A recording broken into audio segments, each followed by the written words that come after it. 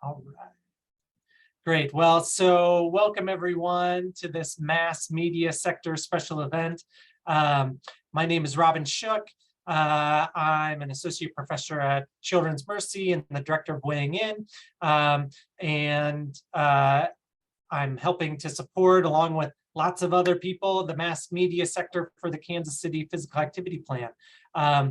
We appreciate you taking time out of your day to join us, and we are excited to have members from the communications team for the Centers for Disease Control and Prevention, F/FHI 360, which they're going to explain all of these connections and relationships here in just a minute. We, just as a little bit of background, we've been hosting, this is the 5th in a series of 6 special events that we've been hosting for the Kansas City Physical Activity Plan. We've got one more scheduled, tentative.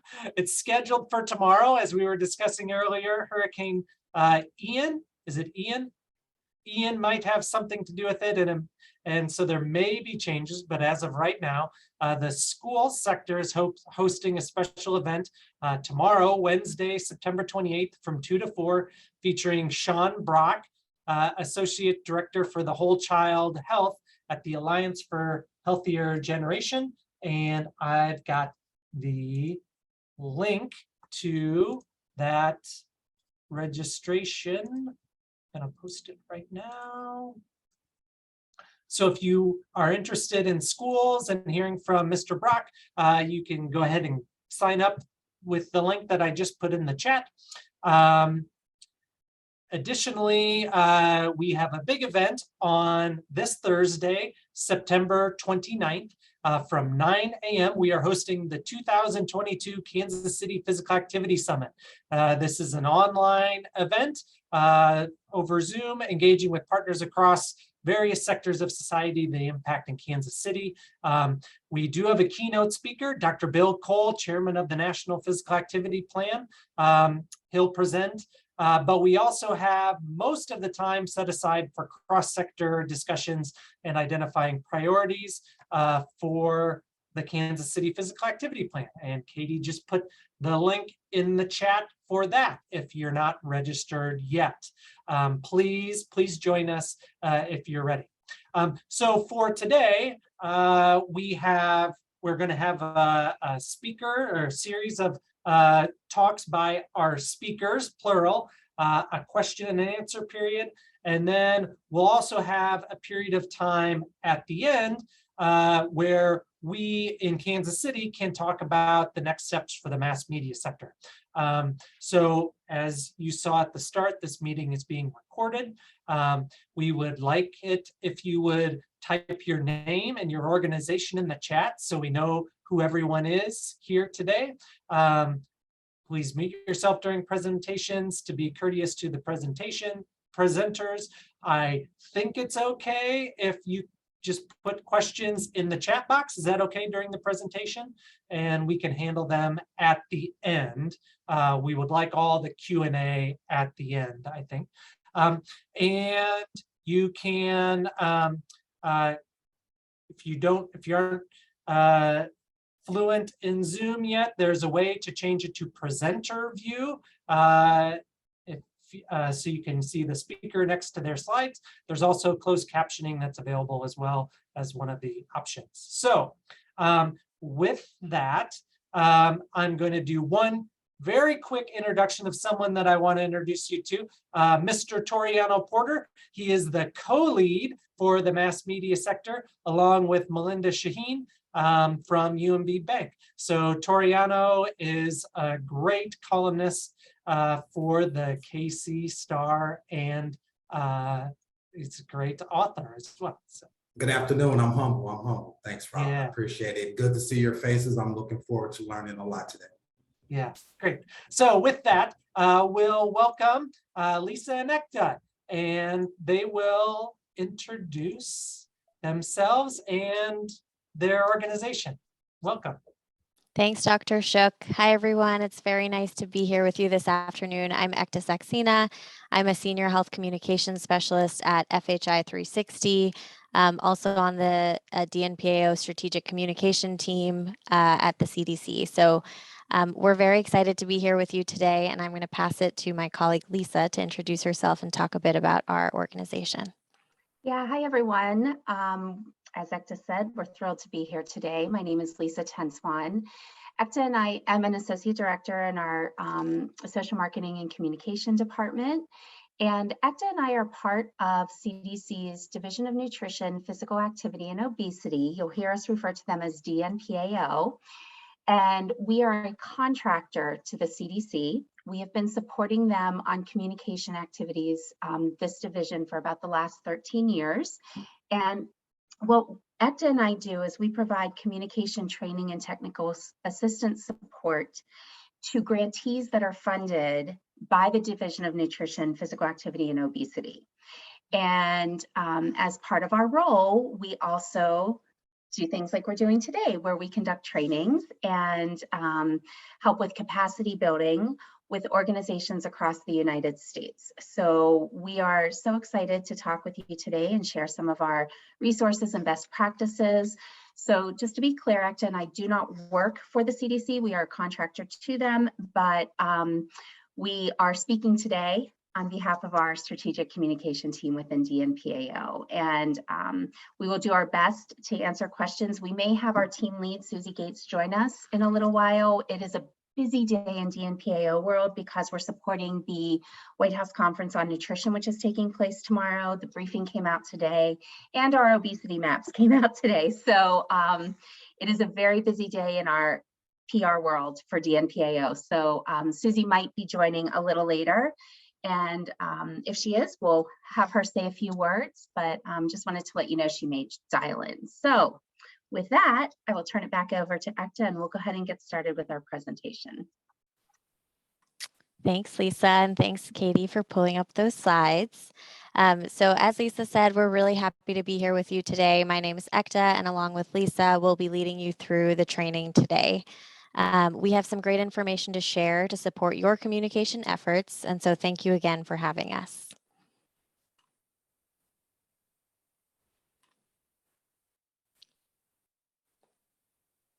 So today you'll learn more about communication for public health, including ways to test public health messages and materials, key evidence to support communication research activities, and examples that could potentially be used for the KCPA plan campaign.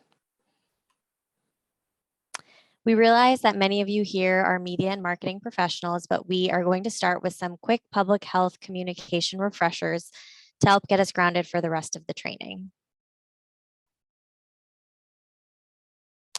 So to get us started, I'd like to introduce you to something. Some of you might already be familiar with this, but this is the 8-step communication planning model.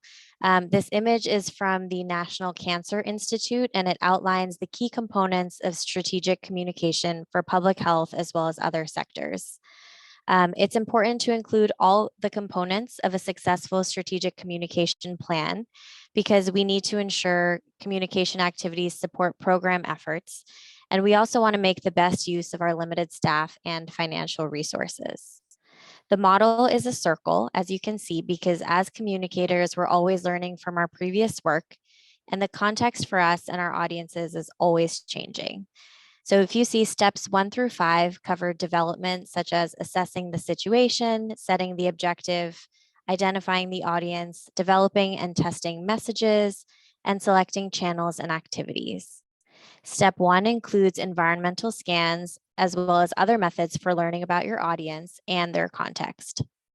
Step 2, setting goals and objectives, should be sure to make sure the communication objectives are informed by programmatic objectives.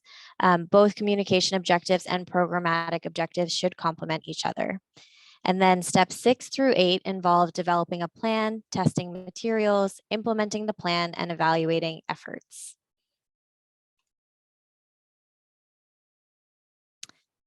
So step 3 of the communication planning model is titled Identifying Your Intended Audience. By identifying the specific audience for each objective that you have, you can find ways to engage people, whether that's as individuals, in groups, or as part of communities, to think, feel, and act. It's not feasible or strategic to try and reach everyone in your community. So it's important to segment your audience so that you're able to tailor your messaging, materials, and channels so that they resonate with the groups that you're trying to reach. We also need to set aside our assumptions about a specific audience and rely solely on research to accurately represent our audience's preferences. So once you've identified and prioritized your intended audience segments, it's critical to learn as much as you can about their values, their beliefs, their goals. For example, what information sources does the audience trust? Is your audience aware of and supportive of your program's work? And what might be the best way to reach this audience? Rule of thumb, you can never know too much about your audience, and your findings will assist you in creating messages and materials that are more likely to persuade an audience to take the desired action that you want them to take.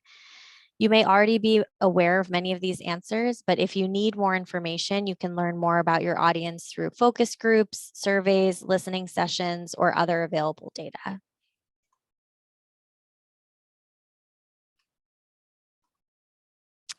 Another additional way to learn more about your audience is to complete this audience identification worksheet. This worksheet will help you identify details about your audience that will enable you to tailor your messages, materials, and channels to best reach them. This worksheet is available as a handout and at the website that's listed on the slide. We will be uploading it to the chat at the end of today's call. So once we've identified our audience, it's important to develop messages that are meaningful and messages that resonate with their experience and feelings about our issue. So you can start by thinking if there are any barriers or benefits that you should address or highlight to change their behaviors. Considering what you know about your audience, for example, what words or phrases might compel them to act? What does your audience maybe need to hear to think, feel, or act in the way that you want them to? Oftentimes for public health topics such as physical activity, this includes balancing messages about personal responsibility and environmental factors, such as thinking about, are there places for them to be physically active? It's always important to provide a sense of hope and offer an achievable solution. So try and give a specific action or audience that your audience can take as a next step. And no matter how much you think you may know about your audience, once your messages and materials are developed, it's really critical to hear from the audience directly before disseminating anything broadly. Message testing can be either qualitative or quantitative. And on the slide, you'll see some ways to test messages. This can include surveys, focus groups, small group discussions, or environmental scans.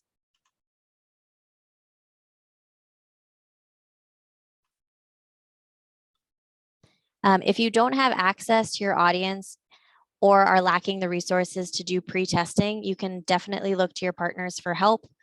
Local universities, community-based organizations, faith-based organizations, and others already might be speaking with your audience, and they can help you identify the best ways to gather audience input on your work.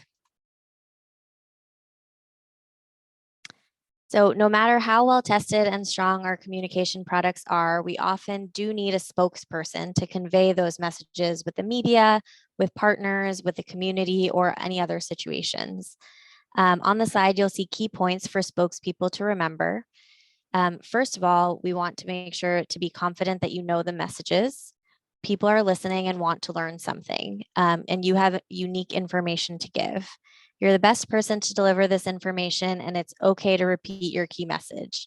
In fact, it's best that you should start and end with your key message and repeat it throughout your interview or speaking opportunity. Start your messaging with a compelling fact to get the audience's attention, and then use supporting data to back up that fact, and end with a solution or call to action. Look at your audience or the person conducting the interview when speaking as if you were having a natural conversation. In this age of smartphones and other technology, remember everything you say could be on the record. In other words, recorded and replayed. Slow down. We have a tendency to talk fast when we're nervous. And so this is where practice comes in handy. Ask friends, families, or coworkers if you're speaking too fast. And while at first it may not feel normal to slow down, it will come across as perfectly natural to those listening.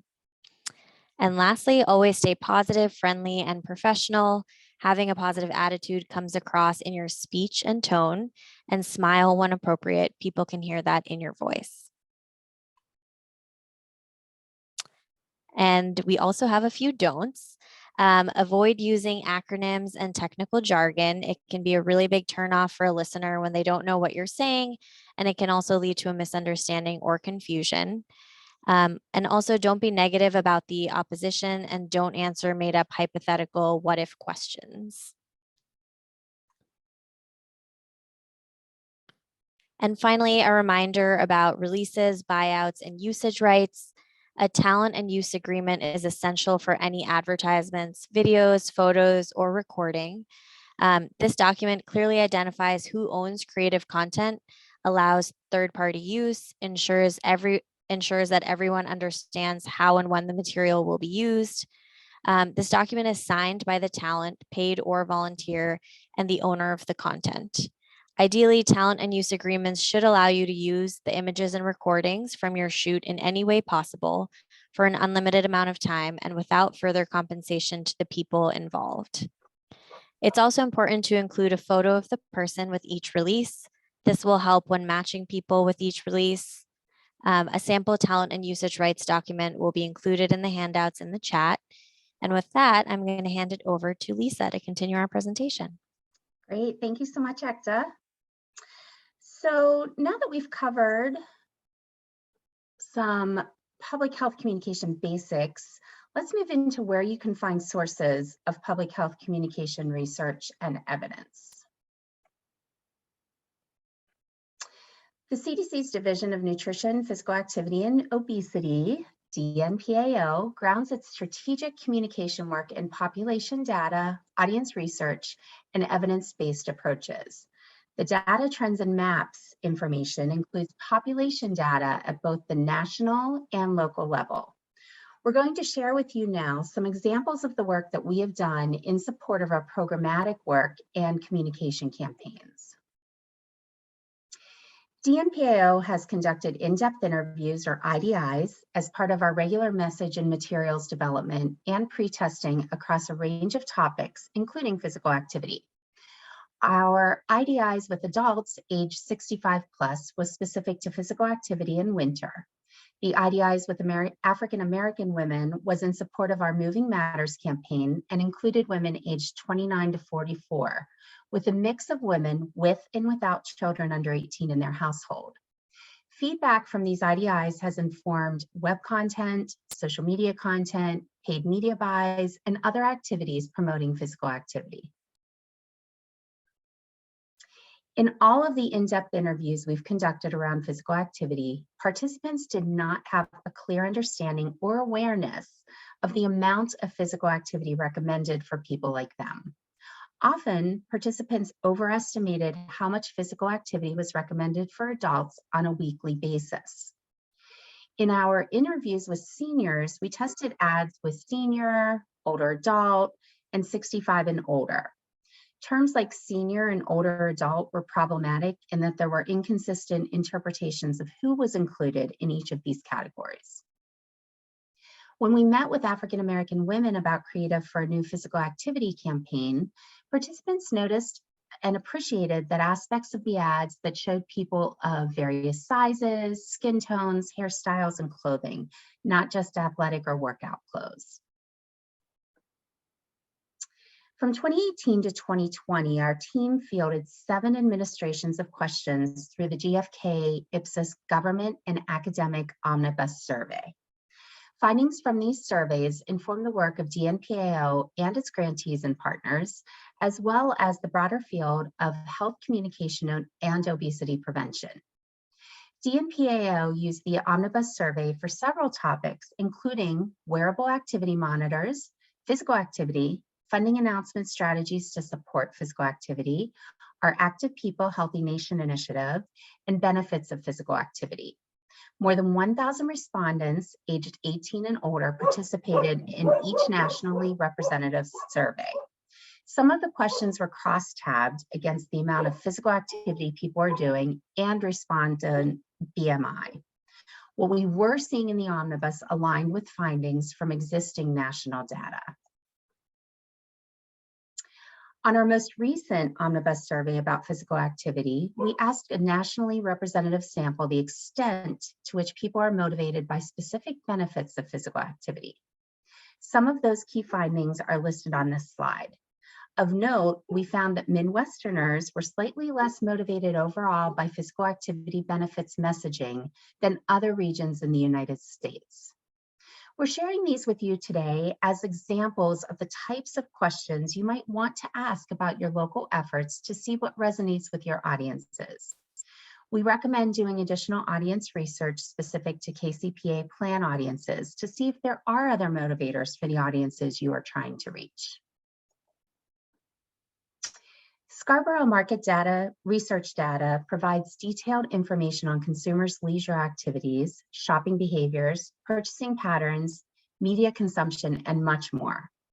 On this slide are a few examples of data that we have pulled as part of our audience research for a recent physical activity campaign that we're currently running in Georgia, North Carolina, Texas, and Virginia.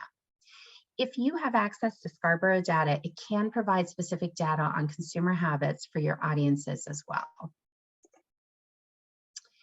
DNPAO hosts an interactive database with national and state level data about the health status and behaviors of Americans, as well as environmental or policy supports. Categories include breastfeeding, fruits and vegetables, physical activity, sugary drinks, television watching, and obesity/weight. The data come from multiple sources. And as you can see on these maps, or maybe when you can actually enlarge the maps, you will be able to see that people are becoming less active and adult obesity rates are increasing across the country. The DNPAO Data, Trends, and Maps website also has a number of links to sources for local data as well. To help others communicate about several health factors in their state, DNPAO created a widget that provides users with a quick and easy way to see state data related to cholesterol, diabetes, heart attack, high blood pressure, nutrition, obesity, physical activity, stroke, and tobacco use. And this widget, which we have an image of on the right side of the screen, can be embedded on websites, social networking sites, and on blogs. Now we're going to go ahead and spend some time talking through a few public health communication examples. First one we're going to talk about is the VERB campaign. This was a multi-ethnic media campaign with a goal to increase and maintain physical activity among tweens, and we're classifying those as children aged 9 to 13 years old. Parents, especially mothers aged 29 to 46, and other sources of influence on tweens, such as their teachers, youth program leaders, were the secondary audience of the VERB initiative. VERB applied commercial marketing techniques to address the public health problem of sedentary lifestyles of American children, using the social marketing principles of product, price, place, and promotion. It promoted being physically active as cool, fun, and a chance to have a good time with friends. In addition to its strong brand identity and communications presence, the 5-year campaign offered opportunities and support for active and rewarding participation, including community-based activity events, activity startup kits, innovative teaching materials, street teams to engage tweens at events, small grants to support physical activity in schools, and contests, competitions, and sweepstakes. According to the independent evaluation, after 1 year, effects were found in free play physical activity in subpopulations, notably in the younger tweens from the 9 to 10-year-old range, as well as girls. And in years 2 and 3, effects were found for the entire target population for free time physical activity. Findings from year 4 showed that the level of exposure to VERB by tweens was significantly associated with physical activity the day before the survey and on each of the psychosocial variables.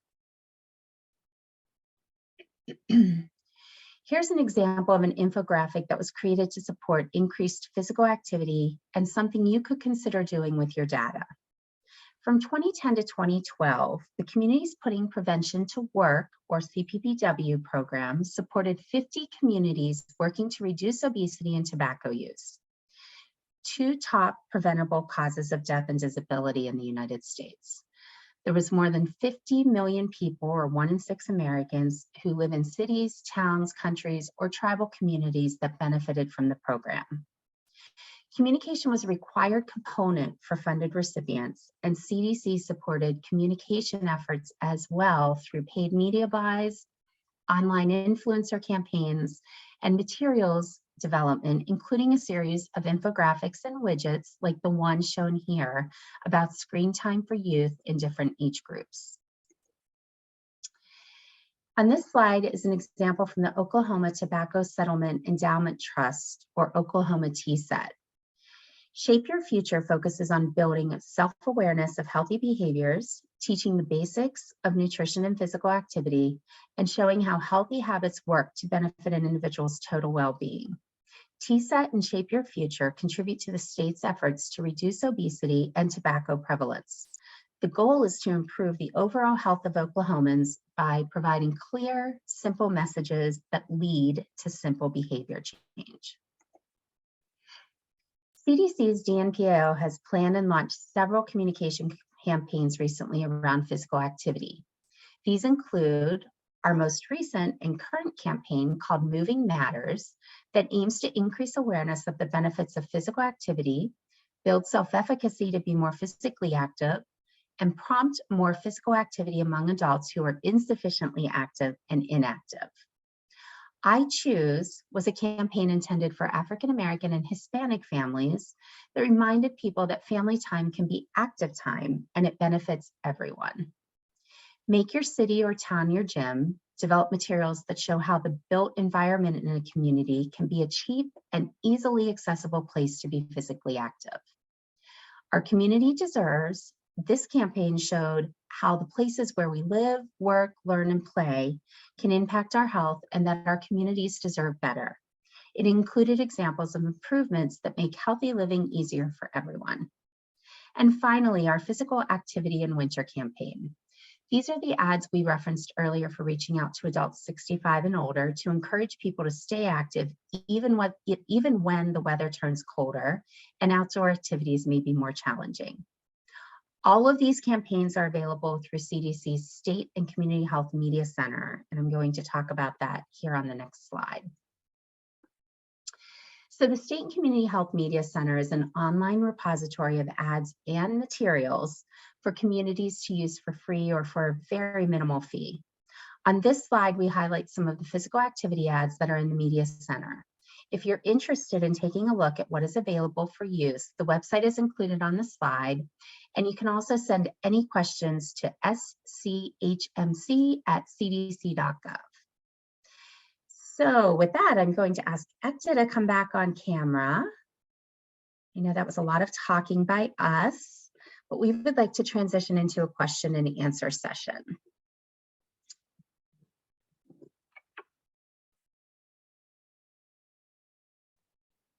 All right, Ekta, you're on mute. I always do